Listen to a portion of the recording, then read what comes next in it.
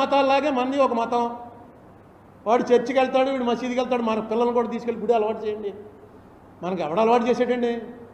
మనమే హిందువుల నుంచి అందరూ జాయిన్ అయిపోతారా? ఏదో కారణం ఉంటే.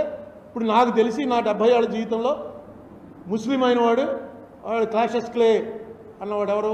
మొహమ్మద్ అలీ అని బాక్సరు. ఇక్కడ మనకి రెహమాన్ మ్యూజిక్ డైరెక్టర్. ఇంకెవడు చెప్పండి, నాకు తెలియదు ఎప్పుడయ్యారో ముస్లింలలోకి. క్రిస్టియన్స్ చాలామంది కన్వర్ట్ అవుతున్నారు. కారణాలు ఉన్నాయి దానికి. నమ్మారు వాళ్ళు. నమ్మడానికి బ్యాన్ లేదు మనకి. హిందూ మతంలో బ్యాన్ ఏం లేదు, నువ్వు నమ్మకూడదు వేరే మతాన్ని. నమ్మారు. వాడికి వెళ్ళానండి, ఆవేళ చర్చి దగ్గరికి వెళ్ళానండి, వెళ్ళి దేవుడా ఏంటిదంటే అప్పుడు దాకా మనసులో ఉన్న బాధ అంతా పోయిందండి. చర్చికి వెళ్తున్నాను, ఏంటి తప్పేంటి అంటాడు. అదే బాప్టైజ్ అవ్వరు, ఏమవరు. క్రిస్టియన్స్ అంటాను, నేను క్రిస్టియన్ అండి ఏంటి.